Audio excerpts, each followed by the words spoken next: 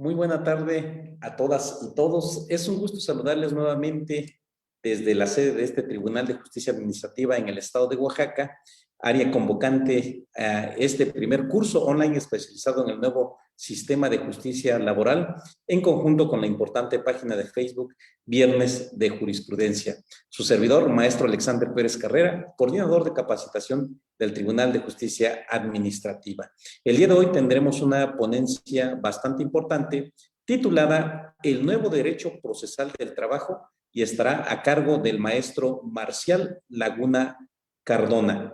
En consecuencia, para dar paso a esta importantísima ponencia, solicito a nuestro ponente e invitados especiales encender en este momento sus cámaras, por favor. Muchísimas gracias.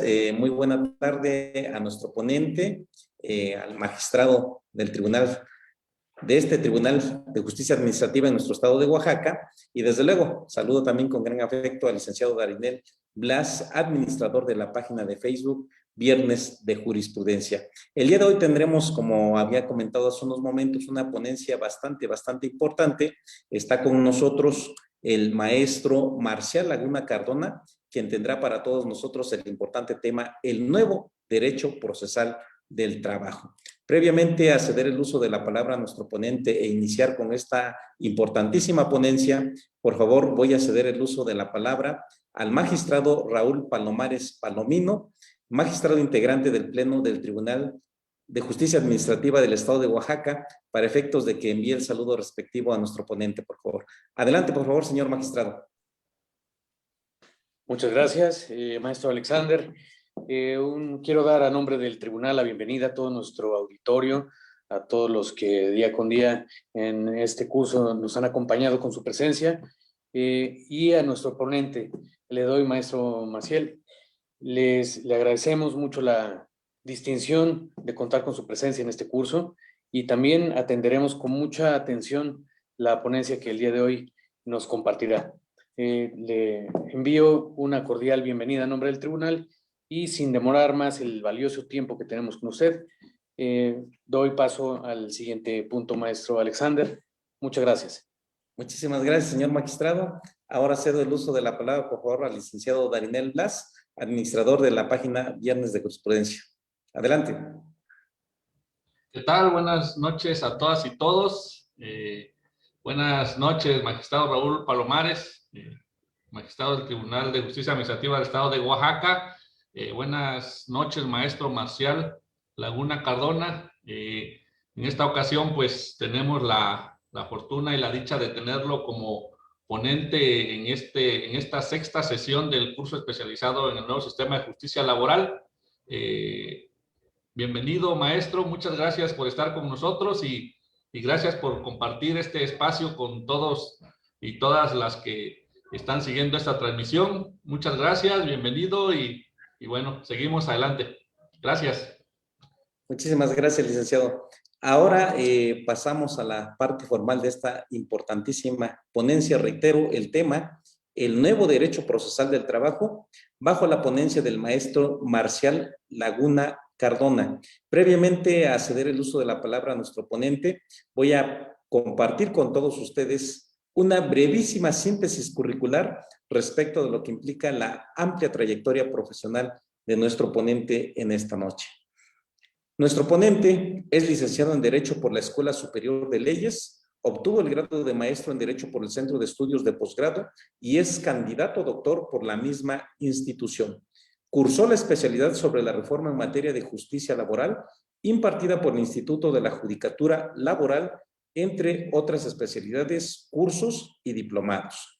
Cuenta con una amplia carrera dentro del Poder Judicial de la Federación, donde se ha desempeñado como oficial judicial, actuario y secretario de juzgado. Fue vencedor en el primer concurso abierto de oposición para la designación de jueces de distrito especializados en materia de trabajo. Consecuencia de ello, actualmente se desempeña como juez de distrito especializado en materia de trabajo, adscrito al Tribunal Laboral Federal de Asuntos Individuales en Ciudad del Carmen, Campeche. La palabra es suya, por favor, maestro, Bienvenido y adelante con su ponencia, por favor. Les agradezco con todo gusto, magistrado Raúl Palomares, al licenciado Daniel de la página y también a ti, maestro Alexander, por tan brillante presentación. Y bueno, de entrada agradezco muchísimo la invitación al tribunal como a la página Viernes de Jurisprudencia. Aplaudo de pie estos espacios gratuitos de difusión del conocimiento, sobre todo de derecho.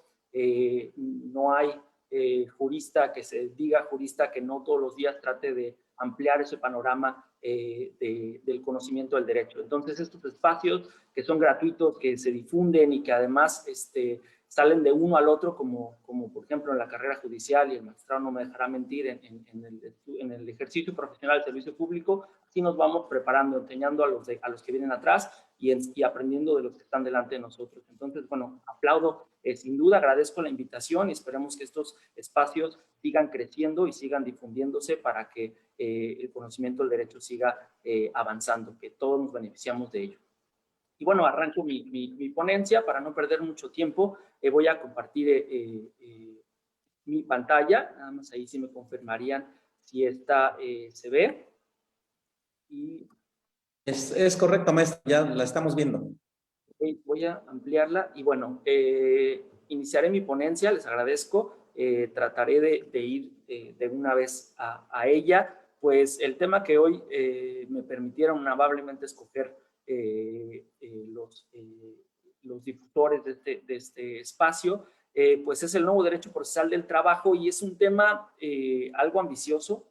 Debo reconocer que fue ambicioso de mi parte hablar de este tema. Sin embargo, pues estos temas tienen que hablarse en algún momento. Y digo ambicioso porque a pesar de que ya me encuentro en el cargo junto con mis otros compañeros, quienes igual saludo desde este medio, que seguramente me acompañarán ya después en la transmisión posterior, y que dejaron un parámetro muy alto que cubrir, les agradezco. Es un tema bastante ambicioso en el sentido de que no se ha explorado aún. A pesar de estar en el cargo, estamos a unos meses que arrancó la reforma procesal ya con jueces en algunas partes de la República, ni siquiera en todo el país. Y bueno, hay mares no surcados y caminos no recorridos. Sin embargo, más que la especulación, a través de la interpretación, del análisis de la ley, y bueno, del conocimiento, los conocimientos que pudiera yo compartirles, vamos a tratar de abordar la mayor cantidad de este tema. La reforma, en términos generales, y bueno, de la misma forma trataré de ir llevando, igual que mis compañeros, la plática o el nivel de esta ponencia a un nivel de charla, y esto en virtud de que el foro, precisamente estos foros abiertos, incluyen a todo tipo de juristas, desde aquellos que se están convirtiendo en juristas hasta magistrados, servidores públicos de la judicatura, de la administración pública, litigantes, postulantes, y todos tienen el mismo interés de crecimiento enriquecedor, pero en diferentes áreas. Entonces trataremos de abarcar todas ellas a lo largo de la ponencia. Y bueno, empezamos hablando de la reforma laboral, sin duda icónica y también llena de simbolismos. El Día de la Bandera, un día muy patriota de 2017, 100 años después de cumplida la Constitución, la promulgación de la Constitución, se erige una nueva justicia para los trabajadores. De nuevo, podríamos decir que la revolución sigue haciéndonos justicia y ahora en aspectos muy, muy relevantes. El 24 de febrero de 2017 con la reforma a la Constitución y el 1 de mayo, también Día del Trabajo, también muy icónico, de 2019 con la publicación de la Ley Federal del Trabajo, se instrumenta o se pretende instrumentar el derecho procesal del trabajo. La reforma laboral, en términos generales, ambiciosa y muy necesaria, sobre todo eso, muy necesaria, se llevó a cabo a través de 3 pilares muy importantes, que son estos que tienen ustedes en pantalla. El primer gran pilar, pues, es la democracia sindical, el fortalecimiento de la negociación colectiva y el registro sindical, tanto de contratos colectivos como de sindicatos. Asimismo, se estableció un procedimiento de conciliación autónomo a través de un centro de justicia, un centro federal de conciliación y centros estatales de conciliación, y además en este ámbito administrativo de la democracia sindical y el registro sindical, también se creó un centro federal de registro de sindicatos y de contratos colectivos. El otro gran pilar, y es el, bueno, que pudiera decirse más presumido, el más llamativo, aquel por el cual todos están ahora sí que preocupados, pues todo lo que estudiamos más en derecho procesal laboral que en derecho sustantivo, porque la mayoría del derecho sustantivo conserva sus principios en términos generales, pero en razón de la impartición de justicia o tratándose de la impartición de justicia, pues la instrumentación de este derecho sustantivo y de estos derechos humanos laborales que están contenidos en la Constitución, así como en tratados internacionales, pues tiene una nueva instrumentación. Después de más de 90 años de creadas, más de 91 años de creadas las juntas de conciliación y arbitraje, ahora vuelve la justicia laboral a su origen natural, que es en los poderes judiciales, tanto de los estados como de la federación. Entonces, el cambio no solo de forma de composición de los conflictos, porque ya no se harán de una manera arbitral, sino que serán por medios heterocompositivos, es decir, a través de un órgano independiente, ya no este órgano tripartito, arbitral, por el cual se pretendían resolver los conflictos entre patrones y trabajadores, sindicatos y tanto de patrones como empleadores, a través de juntas o el método de heterocomposición del arbitraje, y además dependiente de la administración pública, no de los poderes judiciales. Entonces la justicia laboral, después de casi 100 años, vuelve a los poderes, a su estado natural, que son los poderes judiciales del Estado y de la federación. Y bueno, en esto la reforma pues es interesante porque además lo hace incluyendo la oralidad y la inmediación procesal como parte fundamental para hacer llegar o hacer expedito y latente esta necesidad de justicia y de acceso a la justicia de trabajadores y patrones que, bueno, durante tantos años hemos tenido. Y esto, obviamente, por muchas circunstancias, no solo se podría hablar de servidores públicos, sino se debería hablar de estructuras, se debería hablar de presupuestos, se debería hablar de lo loable que pudo ser para muchos servidores públicos tratar de sacar adelante la justicia laboral sin recursos. Y bueno, el vuelco también se da en todo el sentido y con toda la carne al asador, tanto de gobiernos estatales como federales y poderes judiciales estatales y federales, para echar a andar esta nueva página de lo que podría decirse derecho procesal laboral. En ese sentido, el sistema de impartición de justicia, este nuevo derecho procesal laboral, pues la punta de lanza o el factor o característica más llamativa es que pues ahora pertenecerá a los poderes judiciales de los estados y la federación. Y bueno, esto refleja también un grado de agrado o de necesidad de que tuviera independencia esta justicia laboral. Y bueno, esto se consigue a través, bueno, de la carrera judicial que comúnmente tienen estos poderes judiciales de los estados y la federación, así como a través del ingreso y capacitación de los propios operadores jurídicos. Esto le da sin duda un nivel mayor o un nivel de calidad en la impartición de justicia, diferente a la que estábamos acostumbrados. Asimismo, también la introducción de la oralidad y la inmediación procesal pues es vital, porque esto cambia también el paradigma y estamos en épocas de transición a la oralidad y a la inmediación procesal como derechos fundamentales para el acceso en la impartición de justicia, y lo tenemos ahora en el derecho laboral de una manera más fehaciente, porque no podemos dejar de decir que el procedimiento anterior y que aún seguirá vigente en la época de transición tenía una parte de oralidad. Sin embargo, esta oralidad en conjunto con la inmediación como principio del derecho laboral o del proceso laboral, pues implican que el juez debe estar presente y adquirir o percibir el desahogo de las pruebas y el dictado de la sentencia en presencia de las partes. Y esto sin duda es un cambio radical. Analizaremos ya estos principios en un momento más, pero como característica de este nuevo sistema de impartición de justicia, la oralidad y la inmediación procesal son un factor determinante para que, bueno, estemos contentos o a la expectativa de esperar buenas situaciones, buenas ocasiones, buenas sentencias y buenos procedimientos en este nuevo sistema de impartición de justicia. Y bueno, no podemos dejar de mencionar esta fase prejudicial conciliatoria que es obligatoria para poder iniciar un proceso judicial.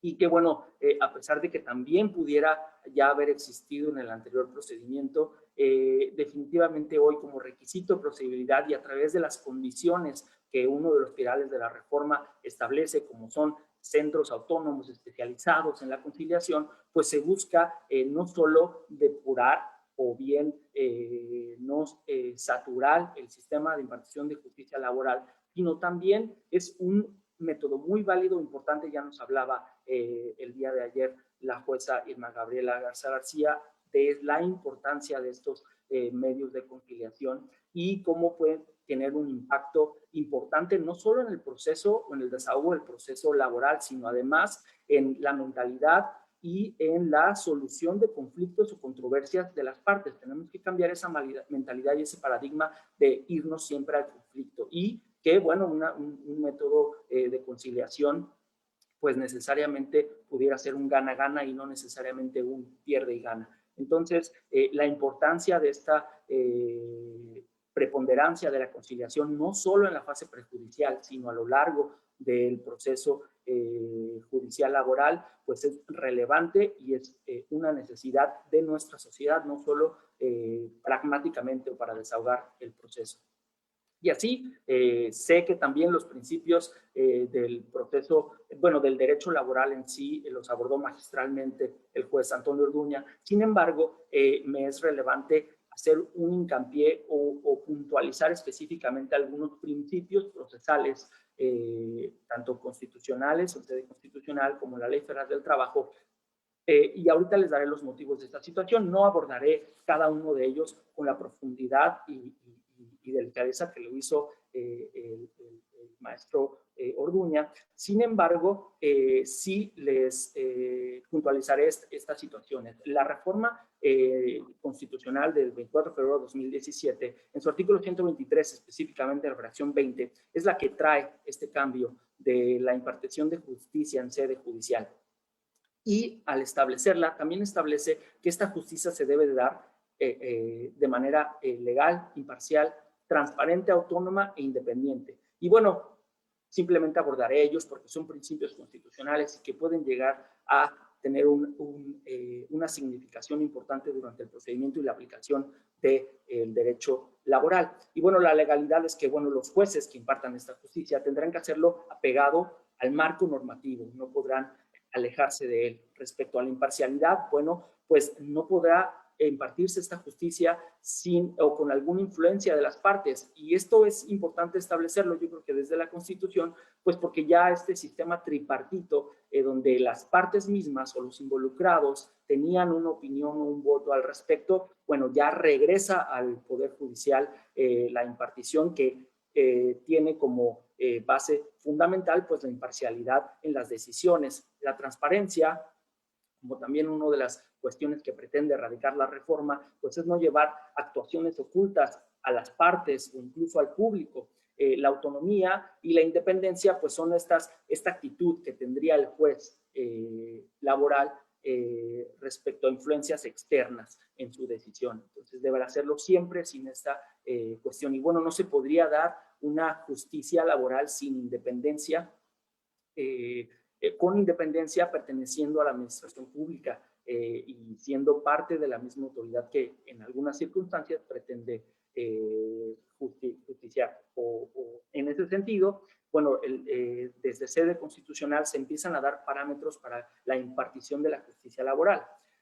Ello también se ve reflejado en la Ley Federal del Trabajo a través de los principios procesales que establece la Ley Federal del Trabajo. Y en ellos podemos encontrar, bueno, son varios, también seré muy puntual para no restarles tiempo y irnos a la cuestión importante de esta ponencia. Y bueno, la inmediación y la inmediatez, hablaré de ellos de manera conjunta.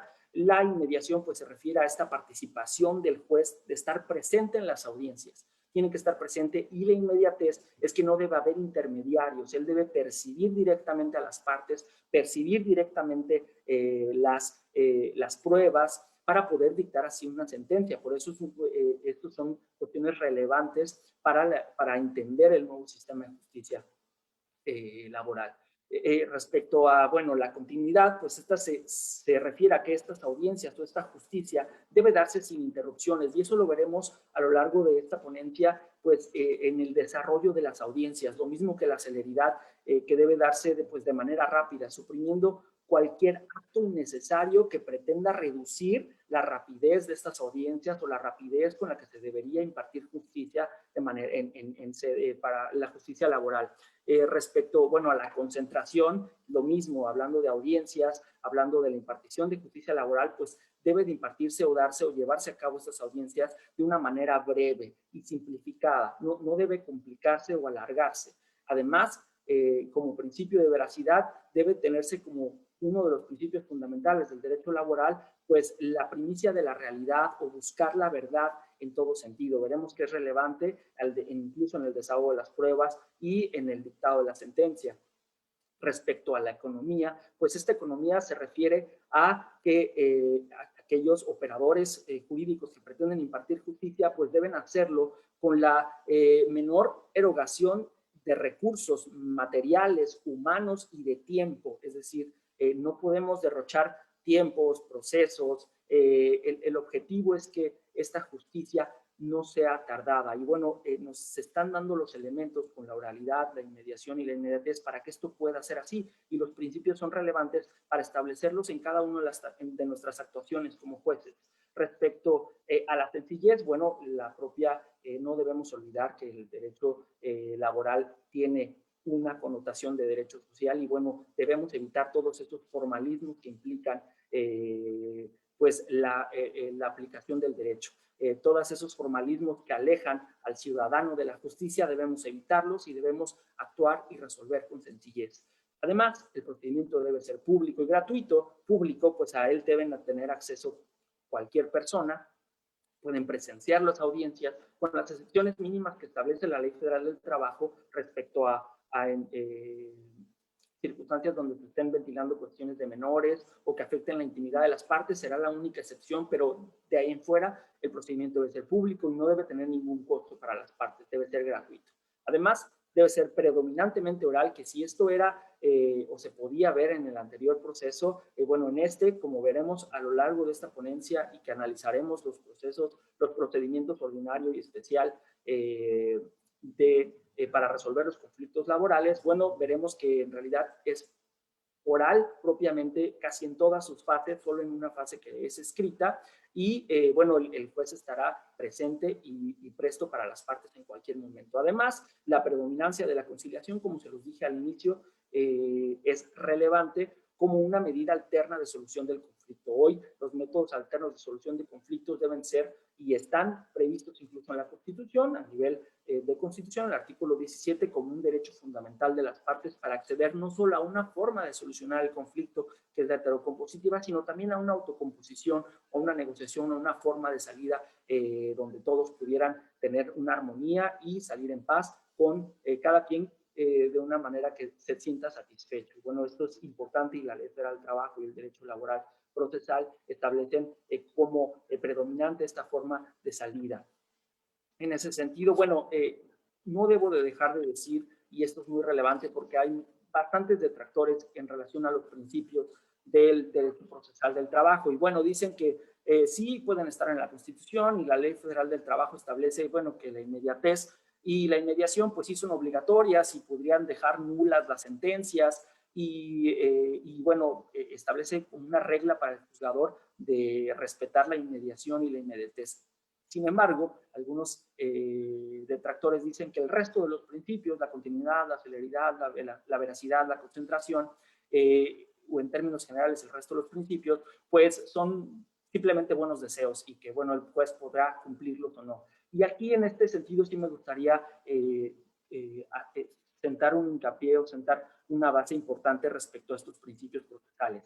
Y es el hecho que, como les dije al inicio de la ponencia, nos encontramos en mares que no hemos surcado, nos encontramos en tierras nuevas y en caminos no recorridos. Y esto implicará que, bueno, tenemos que hacer interpretación de este nuevo derecho procesal o estas nuevas leyes, procedimientos y pasos para acceder a la justicia laboral. Y bueno, esto estará sujeto a interpretaciones, contradicciones y seguramente al ojo crítico de la jurisprudencia y los órganos constitucionales que harán que se acerquen los derechos humanos también en la aplicación del derecho laboral. Sin embargo, para nosotros, los jueces laborales, estos principios, más que vistos como buenos deseos, son mandatos de optimización, aquellos mandatos de optimización a los que se refería Robert Alexy al estudiar a Dworkin, es tratar, si bien no son reglas que tenemos que cumplir o que si no se cumplen hay una sanción, sí tenemos que considerarlos como mandatos de optimización. Y esto implica que al aplicar el derecho laboral, al aplicar el derecho procesal laboral, tenemos que acercarnos en la mayor medida posible a cada uno de estos principios. Y, o bueno, la pena o la consecuencia de no hacerlo así es que, bueno, nos enfrentaremos al ojo crítico de los tribunales colegiados, de las jurisprudencias de la Suprema Corte, los plenos del circuito donde estaremos, y bueno, analizarán en estas lagunas, con estas nuevas interpretaciones, que estaremos orientados como un faro hacia donde se dirige en este mar no navegado. Los principios procesales serán como ese faro al cual debemos acercarnos siempre en nuestras decisiones. Entonces, de ahí la importancia de conocer los principios procesales, no solo para hacérselos valer al juez de instancia, sino también como figuras importantes para poder hacer valer conceptos de violación ante los actos de autoridad y, bueno, de nosotros los jueces. Continúo ya acercándome ya un poquito mucho más al tema, a hablar de las características del proceso laboral. Y en ese sentido, reitero, bueno, hay que reiterar que este es predominantemente oral y conciliatorio por los motivos que ya dije, hay principios que así lo establecen. La obligatoriedad de la conciliación prejudicial, pues también ha sido puesta en duda o ha sido criticada por algunos. Yo creo que, como les dije, la conciliación es una salida válida para crear justicia, armonía y paz en nuestra sociedad. Y bueno, como requisito de procedibilidad, es decir, para poder iniciar un juicio, tener una constancia de no conciliación se ha convertido en un requisito de procedibilidad, y su relevancia de sentarse ante un órgano especializado que dará o que prestará ese servicio para poder llegar a una negociación o un acuerdo, pues importante. Sin embargo, bueno, a continuación vemos que la prohibición de invocar estos aspectos de la conciliación como una característica del proceso laboral, es decir, no puedo hacer valer aquellos hechos, reconocimiento de derechos que se hicieron valer en la conciliación en el proceso laboral, como una regla tajante que tiene nuestra legislación laboral. Y bueno, en ese sentido dirían muchos que, o bueno, detractores que hablan en el sentido, bueno, que esto da incongruencia en la actuación de las partes. Y bueno, esta incongruencia, que podrían aceptar unos derechos al momento de la conciliación, pero al momento de empezar a litigar el asunto, bueno, se retractarían y se olvidarían de todo lo que pudieron haber dicho o hecho durante la conciliación. Entonces, aquí, bueno, tenemos un equilibrio en este sentido, y creo que la Ley Federal del Trabajo y la Constitución son acertados en prohibir que se invoquen estos aspectos, pues de no hacerlo así, estaríamos coactando ese derecho libre para poder negociar libremente con las partes. Es decir, para poder llegar a unos acuerdos o negociaciones especiales deben tener una libertad de negociación amplia, en la cual no van a tener ninguna consecuencia procesal jurídica ya en el juicio, y para que puedan darse conciliaciones reales. Pues de lo contrario, si queremos que sean congruentes respecto a lo que dicen en la conciliación y se acercan ya en el proceso judicial, bueno, la negociación ya no sería así de efectiva o no cumpliría el objetivo que pretende la conciliación. Entonces, creo que esta prohibición de invocar estos aspectos hechos, pruebas o aceptación del derecho de la conciliación, creo que es acertado que esta reforma no la lleve al proceso judicial.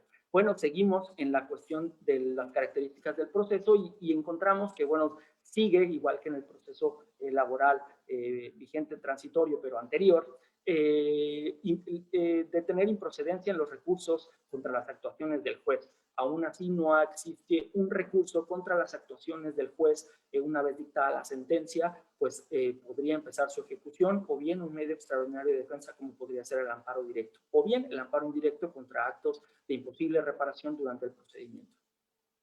Y finalmente, bueno, esta característica es muy relevante y que lo reitera en varias partes de la Ley Federal del Trabajo, pues es que el procedimiento dirigido por el juez debe ser proactivo, el juez debe tener una actividad importante y debe estar dirigido al principio de realidad, a buscar la verdad y establecer la realidad sobre las cuestiones formales, siempre haciendo prevalecer la solución del conflicto, procurar que el conflicto llegue a buen puerto y se resuelva.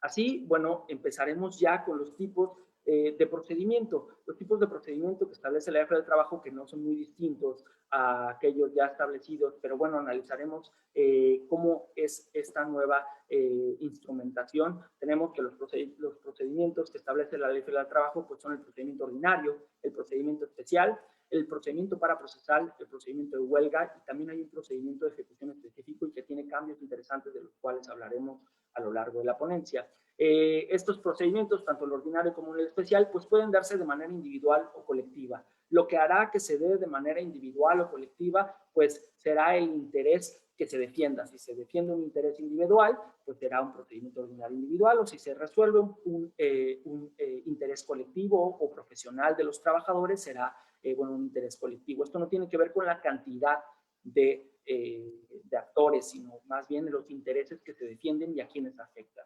Y bueno, la naturaleza económica o jurídica de estos procedimientos versará, uno, si es jurídica, en la aplicación del derecho sustantivo del trabajo. Si el juzgador lo que pretende con el procedimiento, sea ordinario o especial, es aplicar una norma de derecho, pues será un procedimiento jurídico. Y aquellos de naturaleza económica son procedimientos que cuya solución no está en la legislación, en el derecho nacional, internacional o constitucional, sino que establece situaciones específicas de cambio de condiciones de la relación de trabajo que se ve influenciada por factores económicos o sociales. Y aquí el juzgador creará el derecho, creará respecto al caso específico que esté ventilándose ante él, una solución específica, escuchando a las partes, a los peritos, dando una solución a este cambio de condiciones o la razón a una o no de las partes.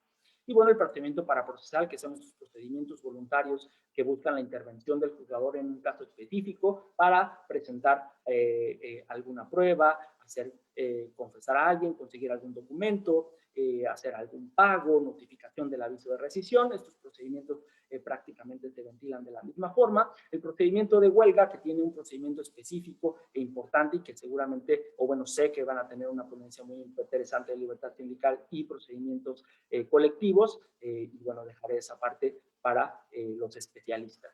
Y finalmente el procedimiento de ejecución, que es aquel en el que se ejecutan los convenios y las sentencias y que, bueno, tiene notas relevantes en este cambio del sistema de justicia laboral.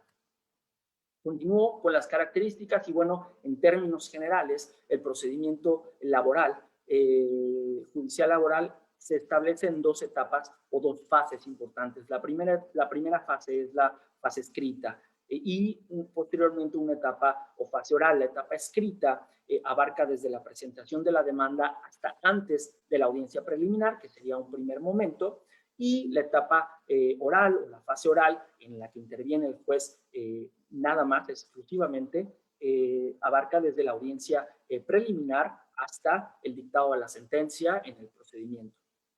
Y así, bueno, en la fase escrita inicia, como les dije, con la presentación de la demanda, y aquí tiene una característica especial en este nuevo procedimiento de justicia laboral, es que en esta fase escrita el secretario instructor puede actuar en auxilio del juez y dictar diferentes resoluciones para la integración de esta etapa escrita. Es decir, esta etapa escrita no quiere decir que el juez no pueda actuar en ella. originalmente todo el procedimiento le incumbe al juez. Sin embargo, la Ley Federal del Trabajo establece que, bueno, este secretario instructor, como su nombre lo dice, puede llevar a cabo esta etapa de instrucción como delegación que le hace el juez o como auxilio al juzgador mientras él desahoga las audiencias. Y esto es una nota relevante, pues en el derecho nacional ningún secretario o con la talla de este cargo había tenido decisión jurisdiccional. Y bueno, en cierto aspecto no resuelve el asunto, pero sí resuelve circunstancias de trámite, como veremos a continuación cuáles son ellas, y bueno, que desahoga el trabajo de escritorio o de trámite al juzgador para que se concentre en precisamente a atender a las partes y a resolver el juicio. Aquí el juzgador otra vez vuelve únicamente a la parte de fondo considerativa del procedimiento, a depurar el procedimiento, a recibir y percatarse de las pruebas y dictar una sentencia, sin necesidad de estar, bueno, hablando de, ya lo veremos, de la demanda, del emplazamiento, de la prevención, de la réplica, de la contrarréplica, de las copias, de los autorizados, todas estas cuestiones de trámite o de mero trámite que les llaman, pues el juez puede delegarlas al secretario instructor y concentrarse en la fase oral, que es la parte relevante o de fondo y que propiamente se refiere a la impartición de justicia. Sin embargo, lógicamente, como el secretario instructor actúa en auxilio del juez y él le delega estas resoluciones o este tipo de trámites, bueno, se estableció en este nuevo procedimiento laboral un recurso específico en contra del secretario instructor para poder revocar sus determinaciones en caso de que el juez considere que actuó de manera equivocada o alejada de derecho. Este recurso se llama recurso de reconsideración. El nombre también ha sido criticado en cierto aspecto porque la reconsideración comúnmente se entiende un recurso en el cual el propio juzgador que resolvió reconsidera la decisión. Y aquí pareciera que se interpone ante el juez para que supervise, cambie, revoque o modifique una actuación de un inferior. Entonces, algunos refieren que la conceptualización debería ser recurso de revocación. Sin embargo, en miras de ver de manera optimista y positiva la reforma y darle el camino más que crítica, pues al final el nombre de los tribunales laborales es precisamente esto, la integración de un tribunal, de una tribuna que resuelve asuntos judiciales y por lo tanto, bueno, como delega o lo hace en auxilio de él, se toma como que es su propia decisión y bueno, reconsidera y la cambia. Sin embargo, como veremos, la instrumentación sí es parecida a un recurso de revocación y bueno, esto es una simplemente conceptualización o sustantiva, no veo yo mayor inconveniente en ella. ¿Qué incluye la fase escrita? Bueno, incluye las etapas de la demanda, la contestación, la réplica y la contrarréplica. Ya lo analizaremos un poquito más detenido ya cuando veamos el procedimiento ordinario, pero les adelanto como característica de la fase escrita, bueno, estas 4 etapas interesantes que son la demanda, la contestación, la réplica y la contrarréplica y todas esas circunstancias que pudieran darse a lo largo de esta fase escrita. Respecto a la fase oral, pues estas necesariamente están presididas por el juzgador y no puede delegarlas, estas sí debe llevarlas a cabo siempre él, so pena de nulidad. Y así, bueno, tenemos la audiencia preliminar, hablaremos de ella, que es aquella que depura el procedimiento, admite pruebas, etcétera. La audiencia de juicio, que es donde se desahogan o se desarrollan las pruebas y los alegatos.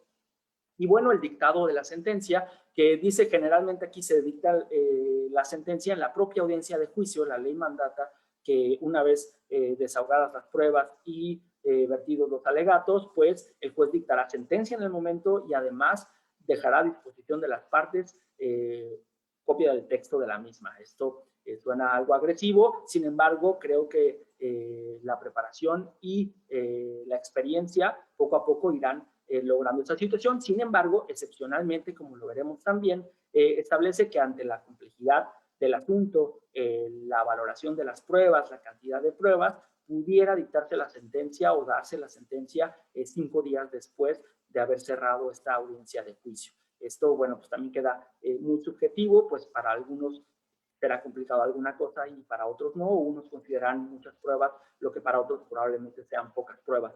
En ese sentido, bueno, se irá generando criterios seguramente al respecto, pero bueno, la Ley Federal del Trabajo no establece un plazo largo o de muchos días para estar dictado la sentencia. Entonces, 5 días no se me hace un término que raye en una lejanía para tener una resolución del procedimiento. Entonces, en términos generales, estas son las dos fases que tienen los procedimientos en el nuevo sistema de justicia laboral. Y aquí, hablando de la fase escrita, estas son precisamente las actuaciones que pueden delegársele al secretario instructor y puede dictar, bueno, admitir o prevenir la demanda. Él tiene la calidad de receptor de esta demanda, bueno, el tribunal, y bueno, él hace ese análisis o puede delegársele el análisis para dictar la admisión o bien encontrar alguna irregularidad o contradicción en la misma y prevenirla también.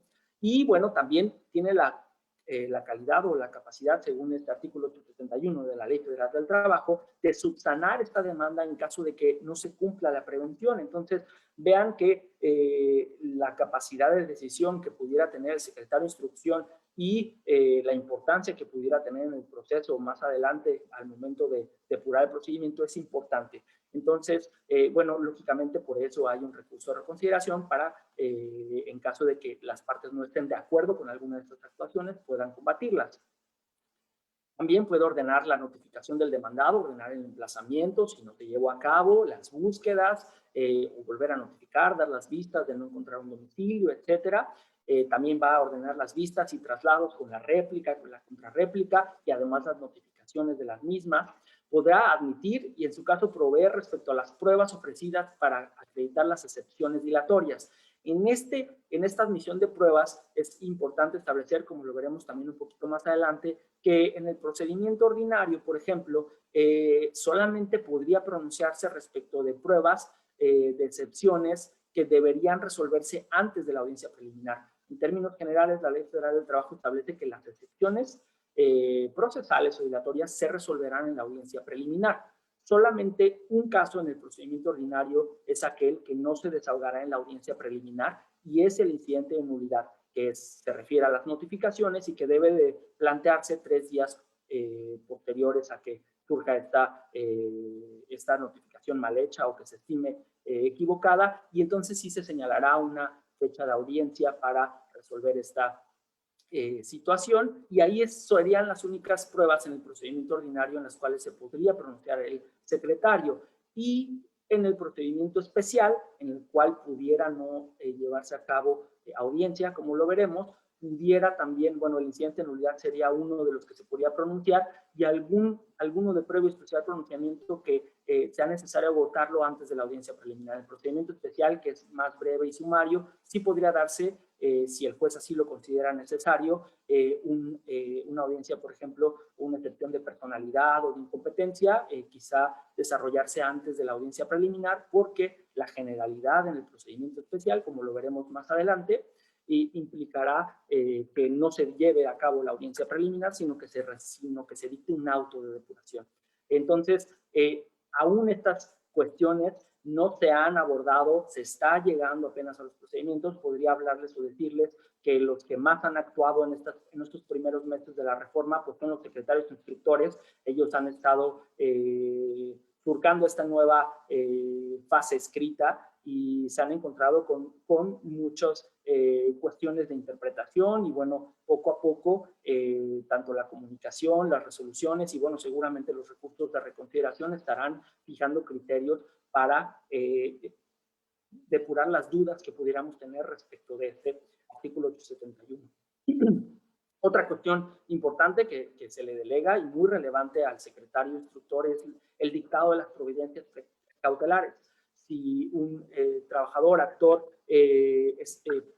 cree o advierte que alguno de sus derechos pudiera ser violado o que pudiera estarse pudiendo no cumplir la sentencia en un futuro, bueno, el secretario instructor puede dictar estas providencias cautelares previstas en la Ley Federal del Trabajo, como pudieran ser el embargo, pudieran ser girar oficios a Seguridad Social para que no lo den de baja de algún régimen al que pertenezca, o bien incluso dictar un arraigo de persona para que no salga o no se deshaga sus bienes.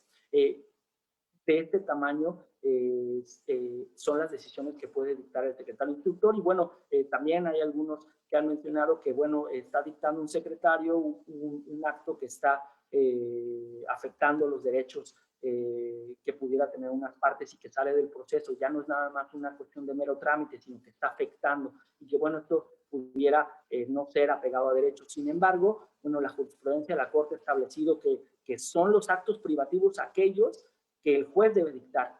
Respecto a los actos de molestia, no tiene la obligación de dictarlo un juez. Lo único que dice el artículo 16 es que, bueno, se dictará de manera escrita, fundada y motivada por la autoridad competente. Y si la ley permite o le da esta competencia al secretario instructor, no se estaría violando ningún derecho de las partes. Muy interesante analizar esta cuestión, o bueno, cómo lo analizan el ojo crítico de la jurisprudencia y los órganos constitucionales de amparo. Y bueno, finalmente tiene aquí el famoso cajón del sastre que dice, y las demás que el juzgador pues le delegue.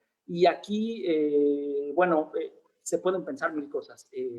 Ya por ahí se ha discutido la situación de si puede dictar quizá un desechamiento, o si puede dictar una autoincompetencia, o si puede quizá dictar un desistimiento. Y bueno, esto sigue siendo una duda y no se ha generado criterio al respecto. Sin embargo, bueno, lo ideal es que los autos, esto es una opinión personal, los autos que terminen el proceso o que estuvieran generando una incompetencia sean dictados por el juez. Sin embargo, la ley lo deja abierto y, bueno, pudiera generarse la posibilidad de que alguno de ellos lo dicte, y esto implicaría que también debería agotarse el recurso de reconsideración en contra de estas decisiones, y ahí el juez de todas maneras tendrá que dictar la definitiva. Pero si en caso de que se fuera este término, probablemente podría quedar definitivo una resolución que ponga fin a juicio, que declare incompetente, dictada por el secretario, que creo que en mi opinión no es lo correcto, pero la ley no establece una limitante. Entonces, bueno, esto es sujeto a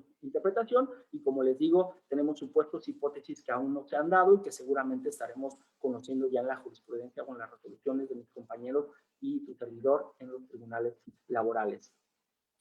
Ya hablando de la fase escrita, tenemos como cuestiones relevantes ya de la fase escrita del procedimiento ordinario, pues que uno de los requisitos de la demanda es la constancia de no conciliación, como se los establecí. Y bueno, esto también la ley no establece qué sucedería en caso de que no la adjunten, pero sí que es un requisito de procedibilidad.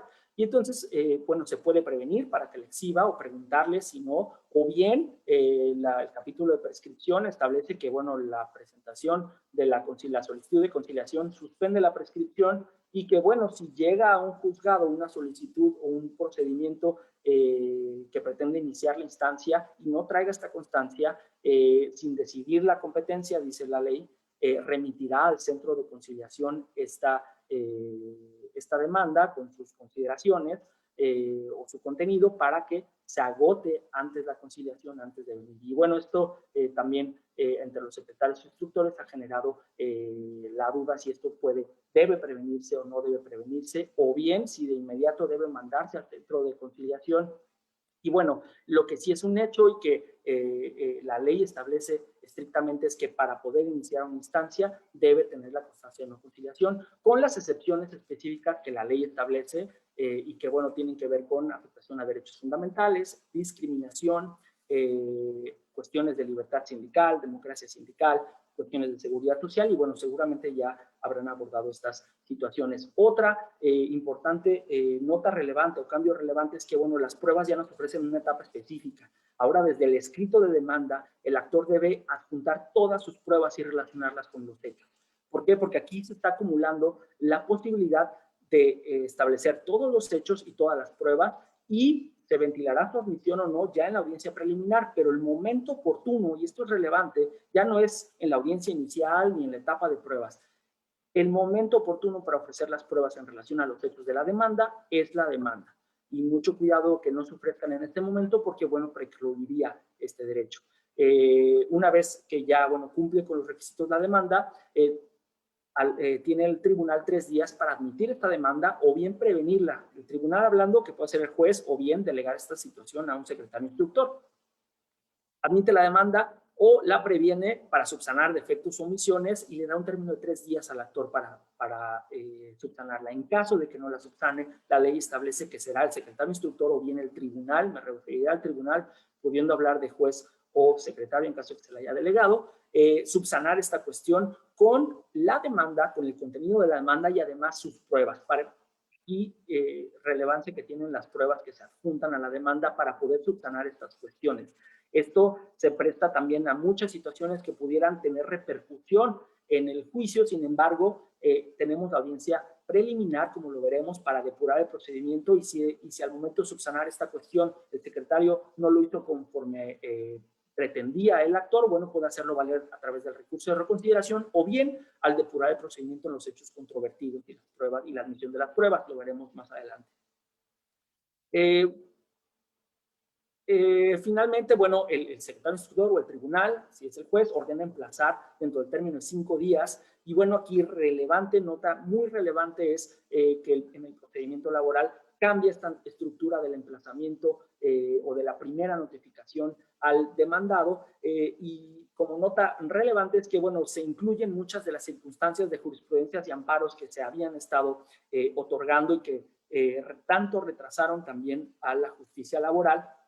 Y bueno, uno de ellos, una característica importante es que, bueno, ya el famoso citatorio para dejar que te espere el representante legal del patrón ya no es necesario. Ahora el actuario tiene 3 circunstancias. Puede llegar, si es el domicilio, se establecen unas nuevas reglas de cercioramiento, debe cerciorarse del lugar, debe hacerse de elementos tanto objetivos como subjetivos, es decir, de las personas con las que pudiera relacionarse, así como de las descripciones del inmueble, puede tomar fotografías al respecto y de tener certeza de que ese es el domicilio donde habita, trabaja, tiene su domicilio el patrón o el buscado. Bueno, podrá, si lo encuentra, entender la diligencia con él, que bueno, eso sería el mejor supuesto. Si no, puede entender la diligencia con cualquier persona que esté en el domicilio, siempre y cuando se haya cerciorado con estos elementos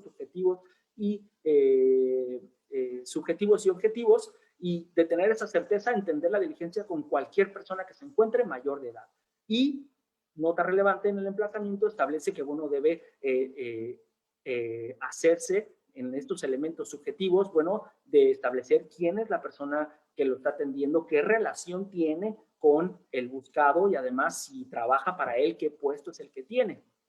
Y también un tercer supuesto es que no encuentra a nadie o que no le quieran recibir la notificación, este tercero que no es el demandado, o el propio demandado, pues puede fijar este emplazamiento por instructivo, siempre y cuando se haya cerciorado con estos elementos de que ahí tiene el domicilio. Es decir, ya no dejamos incertidumbre mientras el actuario se haya cerciorado que ahí trabaja, o que es la fuente de trabajo, o que es el domicilio donde puede localizarse al patrón demandado, pues ahí podrá fijar, dejar con alguien más o con el representante del patrón la notificación. Entonces ya se pretende que con este nuevo procedimiento los emplazamientos no sean un impedimento y que retrasen la justicia laboral como a veces adecuada y a veces no pudiera estarse, no se pudo llevar a cabo en el anterior procedimiento. Respecto a la contestación, bueno, tiene 15 días el demandado para contestar la demanda. Si no contesta, hay un nuevo término también que estamos tratando de dilucidar en la ley que dice se tendrán por admitidas las peticiones de la demandada en caso de que no contesten este término. Sin embargo, bueno, también establece que perderá el derecho de ofrecer prueba. Nota relevante: en la contestación deben de ponerse todas las pruebas que se pretendan ofrecer. El momento legal oportuno para ofrecer estas pruebas es en la contestación. Y en caso de que, bueno, se perderá el derecho de ofrecer estas pruebas, se perderá el derecho de reconvenir en caso de que se pretenda reconvenir y tener por admitidas las peticiones de la demandada.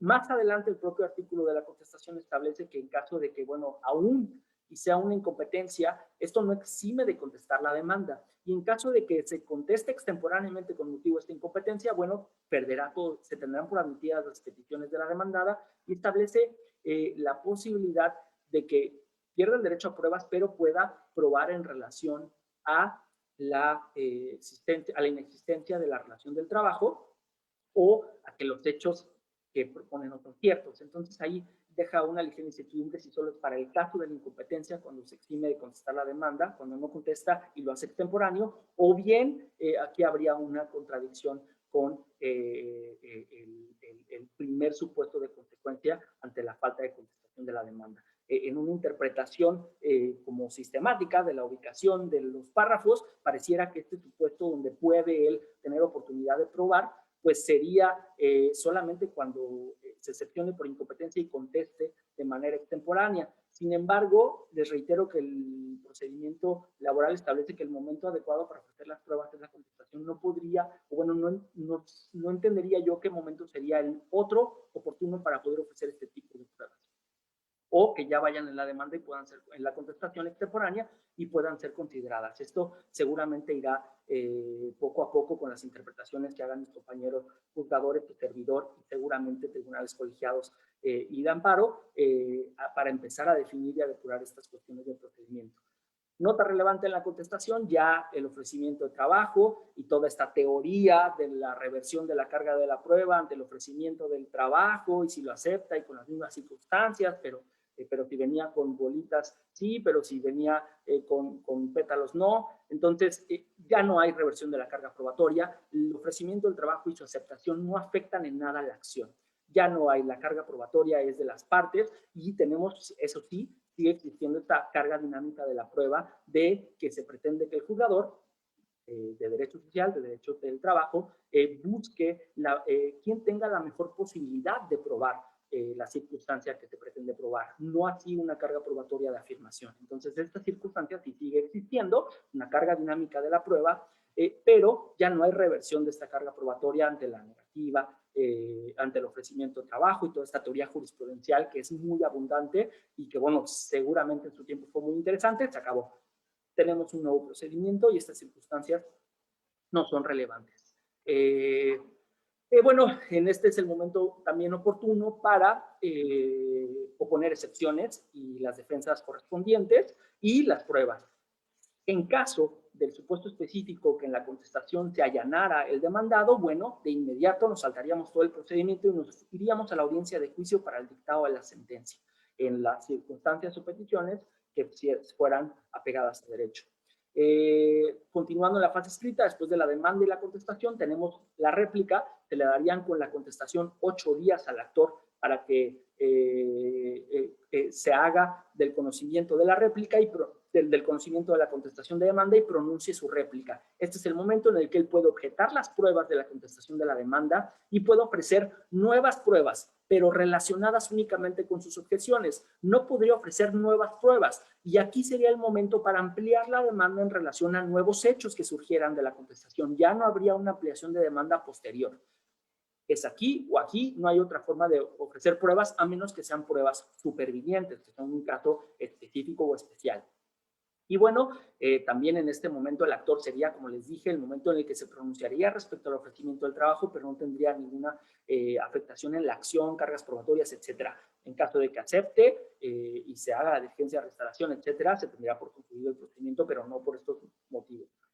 La contrarréplica, bueno, con la réplica se daría 5 días vista de regreso al demandado para que formule su contrarréplica y aquí en este momento objete las pruebas que se ofrecieron en la réplica respecto de las objeciones de su contestación y ofrezca nuevas pruebas únicamente en relación a las objeciones de la réplica. Sé que esto empieza a parecer complicado, pero en términos generales las pruebas de los hechos se ofrecen desde demanda y contestación y en la réplica, en la contrarréplica solamente pueden objetarse las pruebas y ofrecer pruebas en relación a estas objeciones. Y bueno, con la contrarréplica se dará vista a la parte actora por 3 días con la contrarréplica y con esto se acabaría o empezaría a terminar esta fase escrita, pues transcurrido este plazo de 3 días con la última contrarréplica, dentro del término de 10 días se dictará un auto en el que se fijará fecha para la audiencia preliminar y con ello concluiría la fase escrita. Y entraríamos a la fase oral o ya el señalamiento de la audiencia preliminar. Otras cuestiones relevantes en la fase escrita, bueno, pues es también el famoso llamado a terceros. Ahora el llamado a terceros en el procedimiento laboral obliga a las partes a justificar la necesidad del llamado a los terceros. Ya no hay este señalo y tú averíguale y llámalo.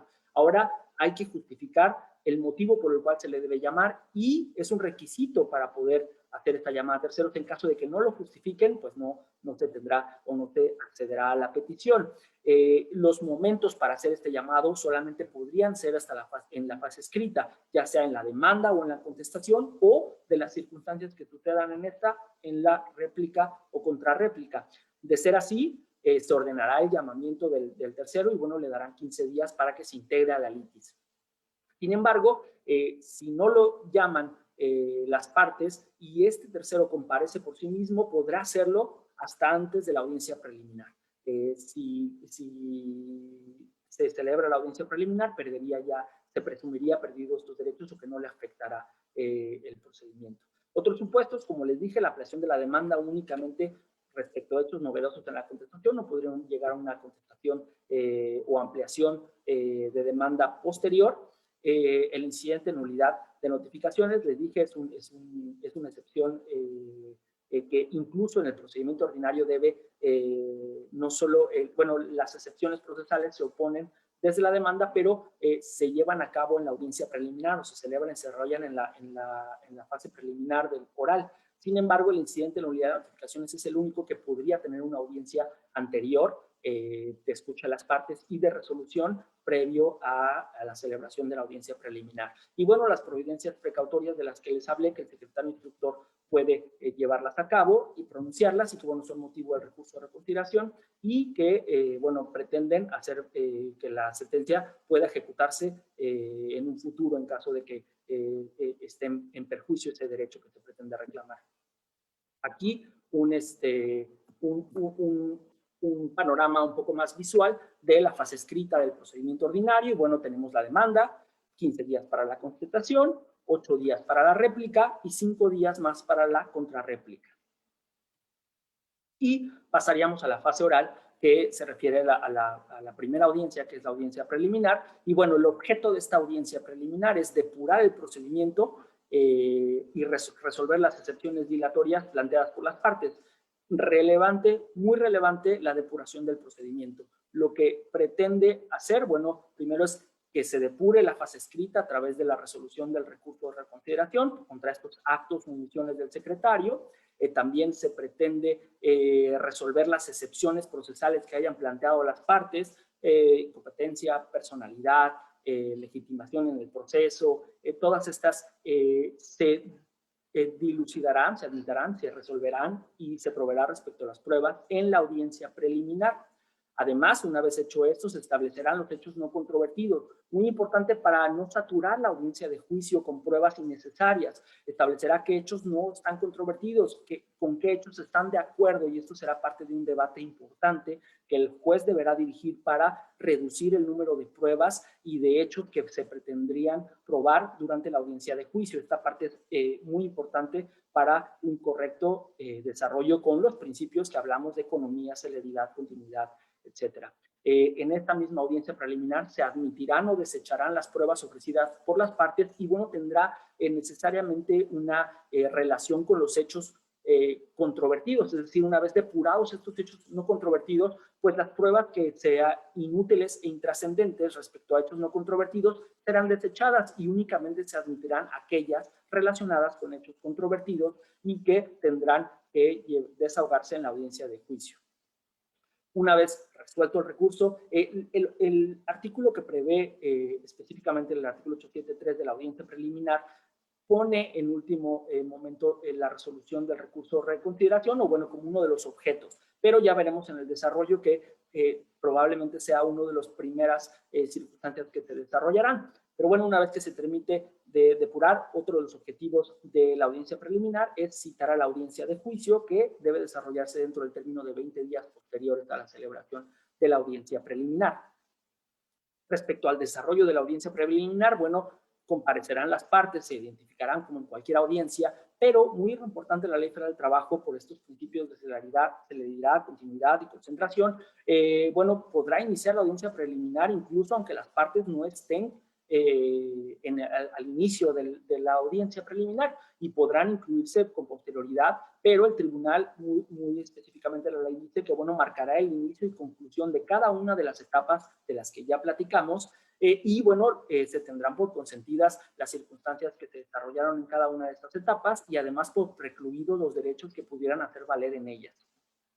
Así, podría no llegar el patrón o el trabajador al recurso de reconsideración, que en mi opinión es la primera circunstancia que debe resolverse en la audiencia preliminar, y bueno, no podrán precluirá su derecho para hacer valer este recurso de reconsideración. El juez marcará el inicio para hacer valer este recurso de reconsideración y bueno, una vez que no se haya hecho valer ninguno, cerrará esta etapa y si llega con posterioridad alguna de las partes, pues no podrán hacer valer, habrá precluido su derecho para hacer valer esta reconsideración en esta etapa específica.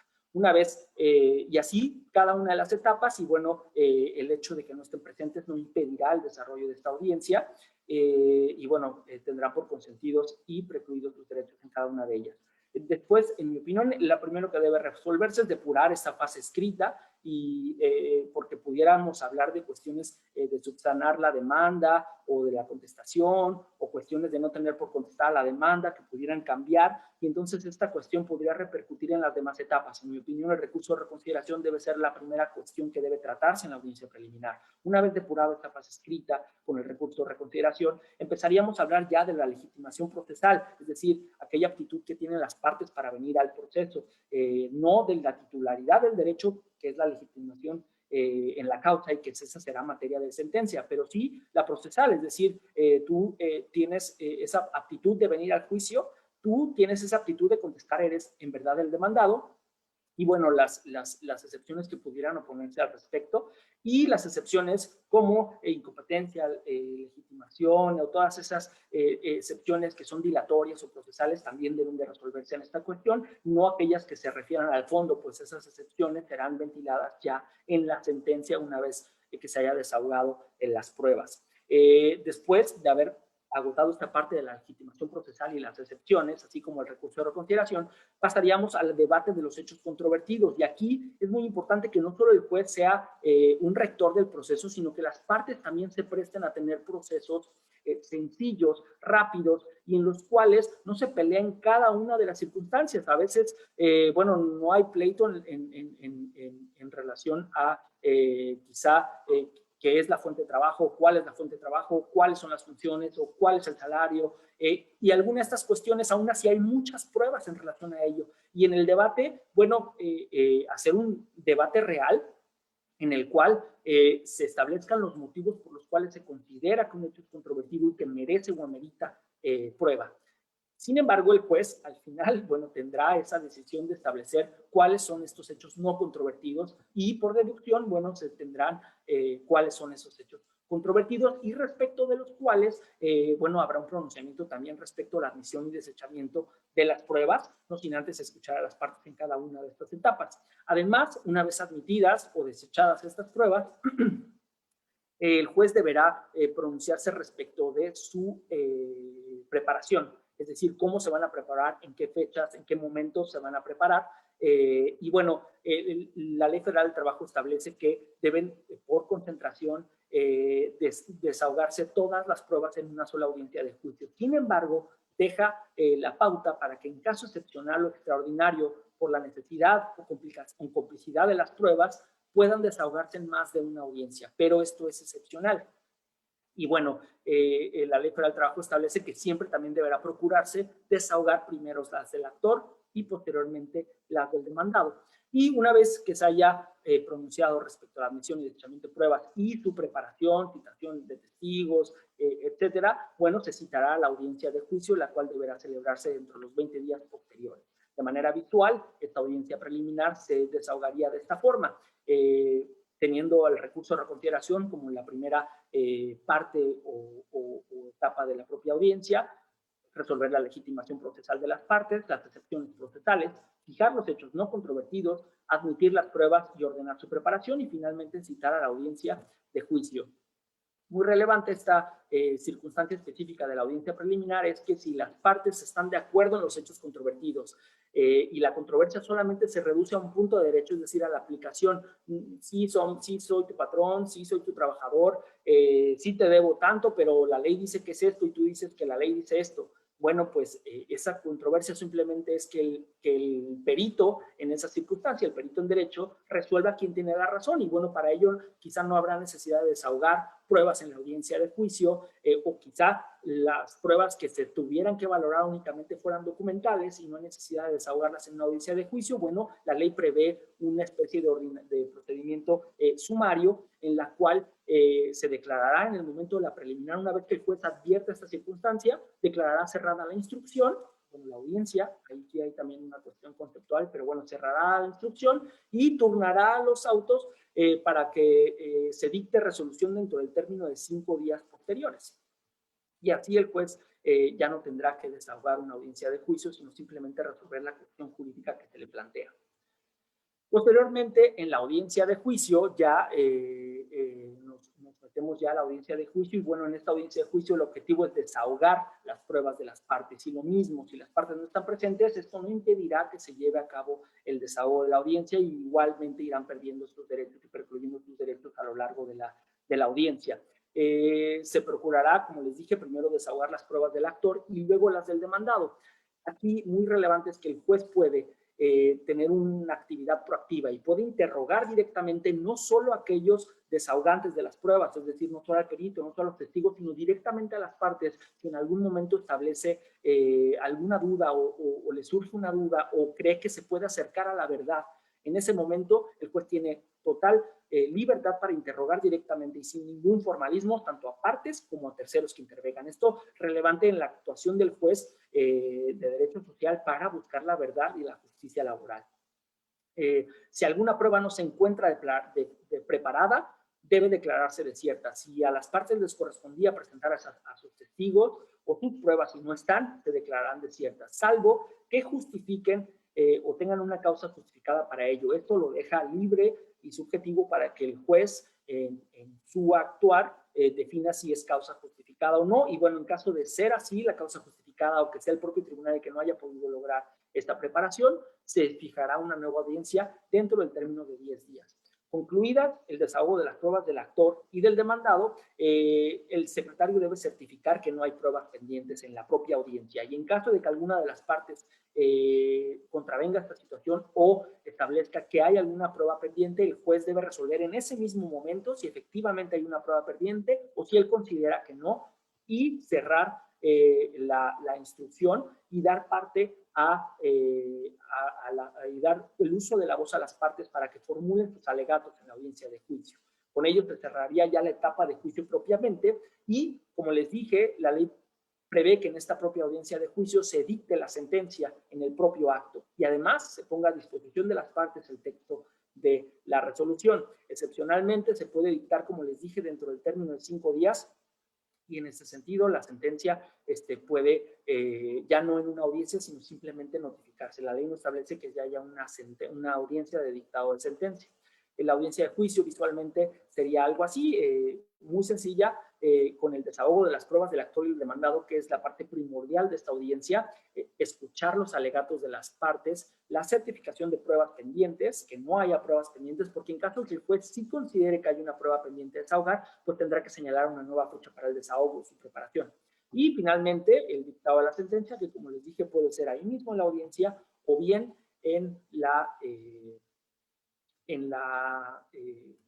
con posterioridad, 5 días después. Por otra parte, el procedimiento especial tiene características especiales, pues este es un trámite breve y sumario, este es como el procedimiento sumario del procedimiento laboral y aplica para casos muy específicos como son las jornadas inhumanas, los procedimientos de seguridad social, la declaración de beneficiarios, aquellos asuntos que no excedan de 3 meses de salario y bueno, tiene particularidades específicas para su procedencia. Y bueno, lo que pretende este procedimiento es que sea mucho más breve. incluye sobre todo el individual objetivo de seguridad social o la mayoría de los procedimientos de seguridad social, riesgos de trabajo, repatriación o estos asuntos que ameritan una resolución breve o rápida. Bueno, para eso está previsto el procedimiento especial sumario que está previsto en el artículo 893 de la Ley Federal del Trabajo y bueno, lo que pretende es resolver controversias sencillas que ameriten una pronta solución.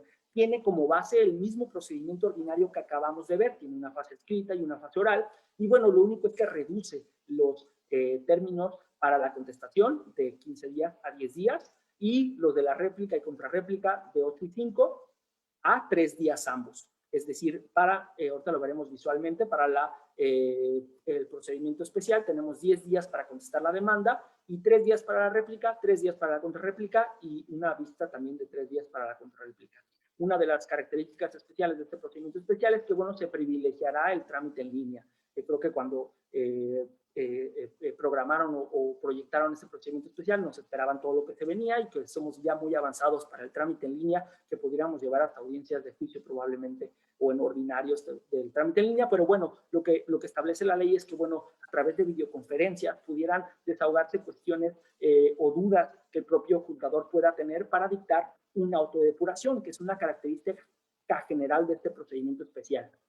Es decir, una vez que se haya agotado esta fase escrita de la cual ya hablamos con estos plazos reducidos, tendremos la posibilidad, o bueno, lo que mandata el procedimiento especial de manera genérica es no llevar a cabo una audiencia preliminar, sino que el juez, con la documentación que tiene y haciendo uso de este trámite en línea para quizás desahogar alguna prueba o disipar alguna duda o depurar el propio procedimiento, dictar únicamente dentro del término de 15 días posteriores a los plazos de la fase escrita, es decir, después de los 3 días que se da con la vista de la contrarréplica, 15 días en la que se ocupará de los aspectos de la audiencia preliminar, es decir, en este auto hablará de la legitimación, hablará del recurso de reconsideración, hablará de la legitimación procesal, hablará de las excepciones que en su caso se hayan opuesto, hablará también de los hechos no controvertidos que les advierta de las documentales o de las pruebas que se ofrecieron y además admitirá y desechará las pruebas relevantes y si hay necesidad de preparar alguna, en ese momento lo dictará. Es decir, no habrá necesidad de llamar a las partes a esta audiencia preliminar, pues este procedimiento especial lo que pretende es ello y que en la mayoría de los casos son circunstancias que se pueden resolver con documentales o que se refieren a puntos de derecho específicos. Excepcionalmente, sin embargo, el procedimiento especial también prevé que en caso de que no se pueda llevar a cabo el dictado de una autodepuración, es decir, que haya necesidad, que la complejidad del asunto implique la necesidad de desahogar alguna prueba o bien las excepciones tengan que escucharse a las partes en un debate o algo por el estilo, excepcionalmente el procedimiento especial puede incluir una audiencia preliminar y entonces ya no se dictaría la autodepuración dentro de 15 días, sino que una vez agotado el plazo de la contrarréplica, se señalará fecha para llevar a cabo la audiencia preliminar. De la misma forma que en el procedimiento ordinario, en caso de que la controversia esté reducida a un punto de derecho, bueno, se le dará a las partes 5 días para formular alegatos y se dictará sentencia sin audiencia de juicio. De lo contrario, en caso de que no sea un punto de derecho y que haya necesidad de desahogar pruebas o bien el autodepuración ya haya admitido las documentales necesarias y preparado las pruebas que se necesiten desahogar, se señalará fecha para audiencia de juicio dentro del término de 20 días. El procedimiento especial, en el supuesto genérico, sería este procedimiento.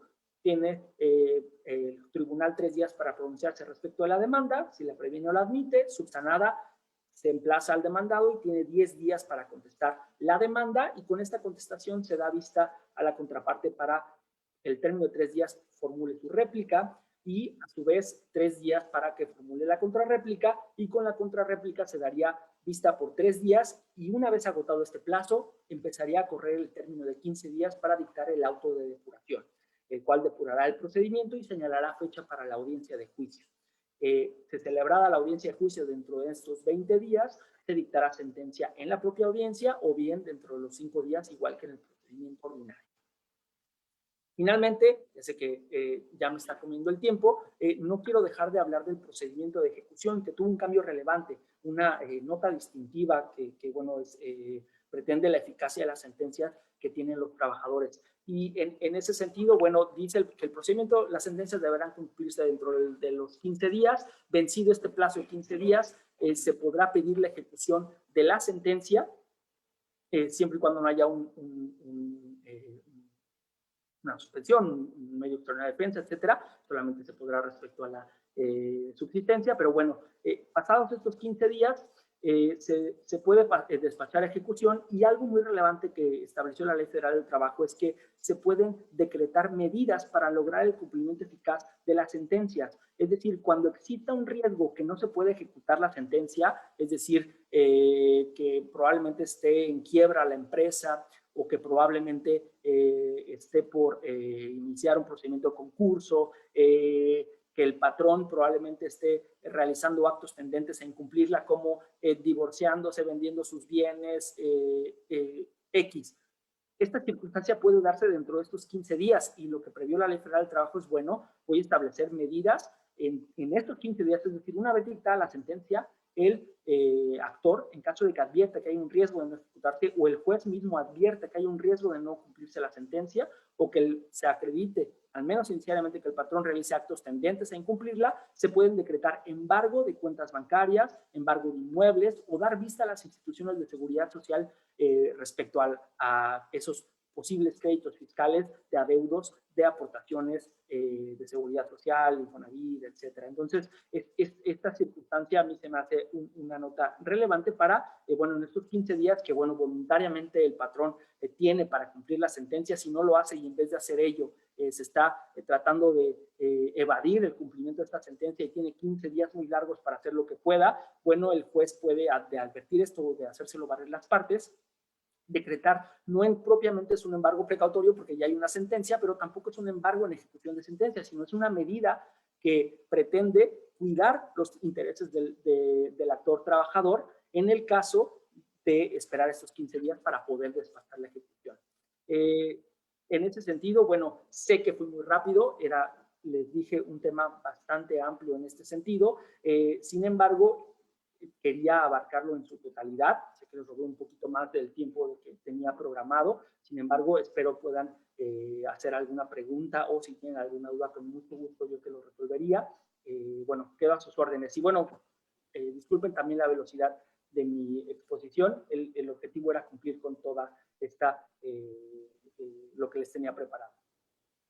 Maestro, muchísimas gracias por tan importante ponencia. Agradecer bastante, comentarle parte de la actividad que nosotros tenemos encargada de desarrollar durante su ponencia, es vigilar las conversaciones que se generan a través de la transmisión en nuestro chat, que se genera a través de la transmisión vía Facebook Live, comentarle infinidad de comentarios, pero bien importante transmitirle muchas felicitaciones, muchos comentarios que le felicitan por lo importante, por el fondo de su ponencia, por la experiencia que se aprecia claramente en su persona respecto del conocimiento en este nuevo sistema de justicia laboral. Entonces nos sumamos a esas felicitaciones, de verdad son bastantes comentarios, todos les felicitan y le hacen una petición muy especial que se la comparto de una vez, no se me vaya a olvidar. Nos piden si por favor, como es costumbre a todos los ponentes, si fuera tan amable de compartir sus diapositivas para efectos de que nosotros las podamos compartir a su vez y finalmente pues puedan abundar en ellas nuestros seguidores. Cuenten con ellas, este es un trabajo propio, en realidad solamente son notas que tomo para desarrollar la exposición, sin embargo sé que pudieran ser muy útiles para su estudio posterior, con mucho gusto te las comparto para que te las hagan llegar. Pues muchísimas gracias, maestro. Ahora, por favor, vamos a pasar un pequeño espacio de preguntas y respuestas. Entendemos va a ser un poco limitado por disposición de tiempo. Agradecemos bastante su ponencia, bastante nutrida, pero también en respeto a su tiempo, que pues hacen un gran esfuerzo para compartir espacio con nosotros. Vamos a limitarlo quizás a unas 5 preguntas. Y reiteramos el agradecimiento público, maestro, por esta excelente ponencia. pero sobre todo también por haber hecho posible con su ponencia el desarrollo de este curso. Se lo hemos dicho a cada una de nuestras y nuestros ponentes, ustedes son el corazón y la esencia de este curso, sin ustedes no hubiese sido posible. Entonces les agradecemos porque ello nos permite que nosotros estemos compartiendo conocimientos de manera gratuita, y ello es posible gracias a que ustedes también están aportando cada una de sus ponencias de manera gratuita, sin ningún otro interés que el estrictamente en la intención de compartir conocimiento. Ello se lo agradezco públicamente, se lo reconocemos públicamente a las áreas convocantes, y entonces ahora sí, por favor vamos a pasar a algunas preguntas que de igual manera estuve tomando capturas de pantalla porque es imposible anotarlas. Tengo más de 100 capturas de pantalla, pero bueno, estoy tratando de elegir entre todo ello para efectos de rescatar algunas preguntas. Le pregunta actualmente una persona ubicada como Iches San, le pregunta, ¿qué diferencia hay entre inmediación e inmediatez? Claro. No sé si me alcanzó a escuchar. Sí, te corto un poquito, pero sí, diferencia entre inmediación e inmediatez. Creo que lo habré dicho por la ponencia, quizá fue muy rápido. La inmediación se refiere a la presencia del juez en las audiencias, es decir, se cumple el principio de inmediación cuando el juez está presente en la audiencia y la conduce o la lleva. Se rompe este principio de inmediación si el juez no está presente. Estábamos muy acostumbrados en los procesos tradicionales mexicanos a que el juez estaba en su despacho y bueno, estaba en el lugar del juzgado, pero no estaba presenciando físicamente la audiencia. Entonces, la inmediación es precisamente que él es el quien dirige el debate y el que desarrolla o dirige la audiencia. Y la inmediatez se refiere propiamente a esa recepción del material probatorio y de la recepción o el acceso que tienen a las partes a él. Es decir, puede ser en un proceso, hablemos del absurdo, en donde el juez puede estar presente, pero no le puedes dirigir la palabra, o tienes que entenderte con el secretario, o puedes desahogar la prueba, pero él no conduce ni está en mediación. La inmediatez se refiere a que el juez está inmediato de acceso a las partes. No hay un intermediario entre las partes y el juez. Cuando una parte quiere intervenir al debate, ofrecer pruebas, desahogar la prueba, mostrar la prueba, lo hace directamente ante el juez, sin intermediarios, y eso es a lo que se refiere a la inmediatez. Por lo tanto, ya concluyendo, bueno, en resumen estas dos cuestiones, la inmediación es que el juez esté presente en la dirección de las pruebas y la inmediatez es que tiene acceso directo las partes al juez. Muchísimas gracias.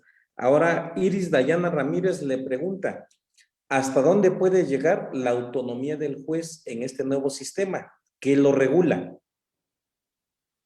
¿Hasta dónde puede llegar la autonomía del juez? ¿Qué lo regula? Interesante la pregunta, me voy a atrever a contestarla en mi entendimiento. Creo que el principio de autonomía, o bueno, la autonomía del juez es que actúe con una libertad y sin ninguna afectación de alguna circunstancia externa, o de incluso, hablando de su independencia, de las propias partes de su subconsciente incluso, o de bien de alguna autoridad superior. Una de las riquezas que tenemos ahora en el procedimiento laboral es que la independencia de los jueces es vital y no puede ser influenciada sus decisiones ni por las partes, ni por autoridades superiores que pudieran quisiera decirse, vamos, la corte, los colegiados, la instancia laboral, por ejemplo, que no tiene un recurso, el juez tiene autonomía plena y su límite, en mi respuesta, sería la propia ley o la jurisprudencia o los derechos humanos. Ese sería el límite de su autonomía. De ahí en fuera, mientras está pegado al marco de la legalidad, de los derechos humanos y de los criterios de la jurisprudencia de la corte, creo que su autonomía sería actuar en total libertad. Muchísimas gracias. Ahora Edna Marlo le pregunta, si se presenta una demanda ante el tribunal y no se ha desahogado la etapa conciliatoria, ¿qué se acordará? Esto, bueno, sin comprometer, lógicamente, cualquier criterio, porque esto es totalmente académico, circunstancia que también creo que platiqué en la ponencia al respecto. La ley no es clara en específico en establecer cuál es el acuerdo específico que debe recaer. Daré las dos circunstancias que pudieran darse. La primera es que atendiendo al capítulo de prescripción, como lo dice el 593, si no me equivoco, 590, en caso de que la demanda se presente ante el juzgado y no traiga conciliación, o no traiga la constancia de conciliación, el juez, sin asumir competencia, debe remitirlo al Centro Federal de Conciliación o local de conciliación, dependiendo de la instancia, para que se desahogue ese procedimiento de conciliación previa. Sin embargo, viendo pragmáticamente, es que pudiera ser que sea una omisión de la parte no haberla adjuntado. Puede ser que se le haya olvidado y entonces estaríamos mandando la demanda o el procedimiento al centro de conciliación sin preguntarle al propio actor si la tenía o no la tenía. Entonces pudiéramos estarle retrasando un poco su juicio, y yo creo que esto es una opinión personal, académica nada más, que quizá la prevención sea la actuación que estuviera más apegada al respeto del derecho del actor. Preguntarle, oye, ¿la tienes? ¿Agotaste la conciliación? Porque puede ser que sí, oye, sí la agoté, aquí la tengo, no la junté, se me traspapelearon las copias, cosas que suelen suceder. Y bueno, ya con la prevención no habría necesidad de hacer el trámite de envío al centro y de regreso. Sin embargo, bueno, esta circunstancia no está clara en la ley y los jueces pudieran actuar en apego a ese artículo y no sería incorrecto que lo mandaran de inmediato por no adjuntar la constancia. Entonces ahí no es clara la ley en ese sentido, hay estos dos supuestos y creo que ambos estarían correctos, quizá uno más pragmático y otro un poquito más apegado a la ley, pero que pudiera estar retrasando o afectando un poco el trámite del propio derecho laboral procesal. Pero ahora aquí me gustaría hacer esta puntualización. Para eso están los principios, y si el principio es acercarse al principio de realidad, y si los principios procesales establecen que, bueno, hay que darle celeridad y también atender al principio de realidad, pues no debemos ser tan formalistas, debemos quizá antes de, pues preguntar, ¿la tienes? ¿No la tienes? Ahora sí lo mando. No veo yo un inconveniente en hacer una prevención como la actuación más correcta o más apegada a los principios procesales. Muchísimas gracias. Ahora, Lupita García Bolaños le pregunta, en este nuevo sistema laboral, ¿sigue existiendo la figura de los representantes del patrón y trabajadores? Y en su caso, ¿qué función tienen? Ok, hablando de representación en el proceso de las partes específicamente, debemos de hacer una distinción importante. Hay tres tipos y ahora habría que acercarse a la Ley Federal del Trabajo para conocer estos nuevos tres tipos de representantes. Tenemos al apoderado o representante legal de las partes, que, bueno, de acuerdo al 690 de la Ley Federal del Trabajo, establece que, bueno, puede ser incluso con carta poder para el trabajador, pero establece como requisito necesario que este apoderado sea abogado y que tenga su cédula y que además lo acredita ante el juzgado. Y bueno, esto para poder ser representante o apoderado del trabajador tendría que acreditar su poder, carta poder o bien un instrumento notarial, que bueno, para el trabajador lo más sencillo es una carta poder, y la cédula. Hay otro tipo de representación en el proceso que se refiere a aquellos que no son representantes o apoderados, pero que sí son asesores legales o abogados patronos del actor o del trabajador. Estos no tendrán una carta poder y no tendrán la representación de la voluntad del trabajador, pero sí en el proceso son designados como autorizados, abogados, asesores o patronos que podrán incluso comparecer en la audiencia representando los intereses del trabajador, interponer recursos de reconsideración, excepciones, etcétera, pero no podrán representar jamás la voluntad del trabajador. Este sería un segundo tipo de representación en el proceso, no propiamente el representante al que estamos acostumbrados como apoderado legal. Y este tiene que acreditar también tener cédula, pero no es necesario tener acreditado el poder. Lo que sí es que el propio trabajador o actor o el apoderado del mismo es el que tiene que señalarlo dentro del proceso para que pueda actuar como asesor o abogado patrón.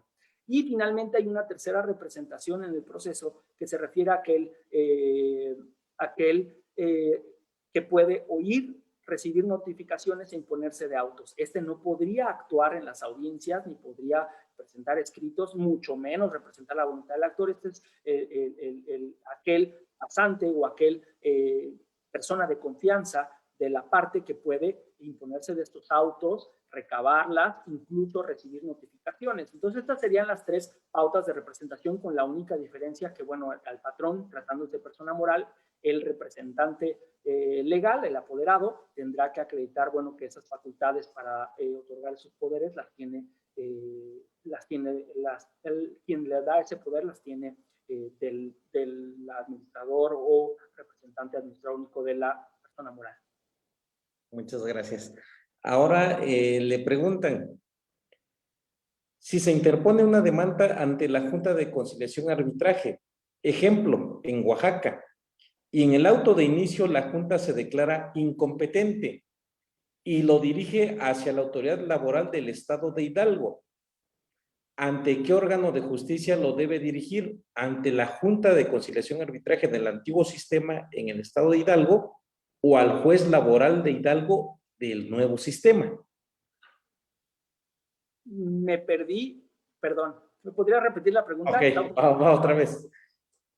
Si se interpone una demanda ante la Junta de Conciliación y Arbitraje, ejemplo, en Oaxaca, se interpone la demanda ante la Junta en Oaxaca, y en el auto de inicio la Junta se declara incompetente y lo dirige hacia la autoridad laboral del Estado de Hidalgo, ¿ante qué órgano de justicia lo debe dirigir? ¿Ante la Junta de Conciliación y Arbitraje del antiguo sistema en el Estado de Hidalgo o al juez laboral de Hidalgo en el nuevo sistema? Algo elaborada la situación, probablemente sea su asunto que tiene ahí para resolver. Le insisto en que no comprometeré, o bueno, esta sesión es meramente académica. Yo nada más le recomendaría a esta persona que se acerque a los transitorios o al régimen transitorio de la Ley Federal del Trabajo y de la implementación del sistema para establecer, bueno, que advierta cuál es el hecho generador de la prestación que pretende reclamar, cuándo sucedió y bueno, a partir de ello, y si no hay un antecedente previo ante las juntas locales, que no sea esta presentación, sino que no haya una demanda anterior ante las juntas, probablemente, si el hecho generador es nuevo y la demanda es nueva y no tiene ningún precedente, probablemente sea el del nuevo sistema en Hidalgo, en caso de que la Junta de Oaxaca no lo conociera. Y esto, repito, tiene que ver con el régimen transitorio, que siguen existiendo la vigencia de la jurisdicción o competencia de las juntas laborales para aquellos hechos que sucedan o demandas que se presenten con anterioridad a la entrada en vigor de la reforma. Quiere decir que una vez entrada en vigor la reforma y estos hechos generadores de las prestaciones se den, deben de tramitarse necesariamente en el nuevo sistema. Entonces, en el caso específico tendrían que analizar cuál es el hecho generador, si esta no se ha presentado, no se ha ventilado ante las juntas, porque hay una limitante de que si ya se ventiló ante las juntas, no podría ser parte o incluso no podría acumularse ni siquiera un juicio que ya se llevó ante las juntas y que pretenda llevarse después al nuevo sistema de justicia laboral. Sería la forma en que pudiera responder, no dando específicamente una solución específica al asunto, porque habría que considerar muchas situaciones. Muchas gracias, maestro. Ahora, Melissa Bernal le dice, muy buenas noches, señor juez. Felicitaciones por su excelente ponencia. Me gustaría saber si el recurso de reconsideración que comenta se hace vía oral, en audiencia o por escrito. El recurso de reconsideración se interpondría oralmente en la audiencia preliminar. Ahí es donde se haría oralmente, efectivamente, ante el juez que preside la audiencia preliminar, y ahí se daría parte a su contraparte, o se daría voz a la contraparte y se resolvería con las pruebas que pudieran presentarse para el respecto. Pero la respuesta sería oral en la audiencia preliminar. Muchas gracias. Ahora, Mariano de la Cruz Solano le pregunta, maestro Marcial, en este nuevo modelo de justicia laboral, ¿desaparece el término laudo para referirse a la resolución que termina un proceso laboral? En efecto, el laudo es la resolución por autonomacia de un procedimiento arbitral. Los arbitrajes terminan con un laudo. Ahora, el nuevo sistema de justicia laboral pasa a la judicatura y los jueces dictamos sentencias. Por lo tanto, el término efectivamente cambia a sentencias. Muy bien. Y yo creo que ya por situación de tiempo, con esta terminamos. Ahora sí, todavía hay muchas preguntas, pero bueno, el Al tiempo contrario, ya pido una es... disculpa por extenderme en la exposición, pero quería terminar el material y, bueno, responder la mayor cantidad de preguntas. No, yo finalmente... Muchas dudas y preguntas en este nuevo sistema y en la aplicación de las normas del trabajo, y bueno, aventurarnos a estudiarlas, aventurarnos a platicar y debatir entre nosotros de ellas, empezarán a dar respuestas. No, maestro, muchísimas gracias. De hecho, estuvo fenomenal que haya sido muy amplia su ponencia porque pues es bastante importante y objetivo lo que comentó, entonces bastante importante haberle escuchado todo este tiempo. Nosotros hubiera estado mejor que se hubiese seguido sin ninguna complicación. Bien, con esta pregunta ahora sí cerramos, por favor, maestro.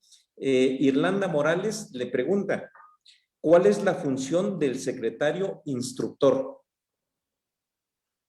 ¿Cuál es la función del secretario instructor? Bueno, el artículo 871 establece cuáles van a ser sus funciones dentro de la etapa escrita. Definitivamente tiene las funciones de un secretario de acuerdos, porque también tiene fe pública y también es que tiene una gama, porque uno puede dar fe de las actuaciones del juez en la etapa escrita, o bien puede, a partir del artículo 871, dictar las resoluciones de la etapa escrita que le son delegadas por el juez y que están previstas como actuaciones del artículo 871. Además, este secretario instructor, que es el término general para los secretarios en los tribunales, también puede estar auxiliando al juez en la audiencia preliminar o de juicio, y además en las audiencias de remate o ejecución. En términos generales, este secretario es quien actúa con el juez para dar fe del mismo, y además quien dicta los acuerdos en auxilio del juez en la fase de instrucción. Entonces, cuando hablamos de su función, bueno, en específico es una gama muy amplia que se refiere a acompañar al juez en las audiencias, acompañarlo en el dictado de las sentencias y de las resoluciones que ameriten la intervención de ambos, y además el dictado de forma unipersonal de las resoluciones que se dicten en la etapa escrita en auxilio del juez en términos del artículo 871 de la Ley Federal del Trabajo. Maestro, pues muchísimas gracias. No queda más que agradecerle esta brillante ponencia en nombre de las áreas convocantes, la Coordinación de Capacitación del Tribunal de Justicia Administrativa del Estado de Oaxaca y la página Viernes de Jurisprudencia. Reiteramos nuestro agradecimiento por su compromiso con la impartición de justicia y además su férreo deseo de compartir conocimientos con todos nosotros, situación que celebramos y le felicitamos doblemente y agradecemos doblemente porque nos brinda tiempo de su espacio muy importante en su función jurisdiccional para efectos de compartir conocimientos con todos nosotros. Entonces, pues agradecemos bastante tan noble gesto, puesto que desde el momento que le hicimos la invitación para estar en este curso, amablemente aceptó y hoy finalmente se ha llevado a cabo esta importante ponencia que para nosotros era bastante relevante. Reitero, ustedes, nuestras ponentes y nuestros ponentes, son el corazón, son la esencia de este importantísimo curso. Entonces, agradecerle bastante y si quisiera usted despedirse con un comentario final, adelante, por favor. Bueno, creo que ya hablé demasiado, sin embargo, lo único que le podría decir, bueno, es una disculpa por robarles tanto tiempo. Otra, agradecerles su paciencia y, bueno, y su interés en el estudio del derecho y explorar estos nuevos horizontes del derecho procesal laboral y en términos generales de la reforma de justicia laboral. Estos foros son importantísimos, no solo para comentar, preguntar, sino para aprender también o compartir conocimiento entre nosotros. Tenemos la dicha de tener una profesión en la cual a veces hay que erogar dinero para buscar conocimiento, pero hay muchas formas en las cuales uno puede prepararse sin estar involucrando tanto recursos, sino más bien tiempo y dedicación, que es lo que a veces se necesita para llegar a cumplir nuestras metas. Pues maestro, muchísimas gracias. A nuestro auditorio les recordamos nuestra próxima cita, la próxima sesión es el próximo lunes 1 de marzo, en punto de las 7 de la noche, hora Ciudad de México. Estará con nosotros el maestro Mario Alberto Rivera Rivera, con el tema aspectos generales de los seguros que comprenden el régimen obligatorio del seguro social. Nuevamente nuestro agradecimiento al maestro Marcial Laguna y para todo nuestro auditorio que amablemente nos siguió en esta videoconferencia, nuestro agradecimiento y nos vemos el próximo lunes 1 de marzo. Maestro, muchísimas gracias en nombre de las áreas convocantes. Muy buena noche a todas y todos nuestros seguidores. Buena noche. Un placer, buenas noches.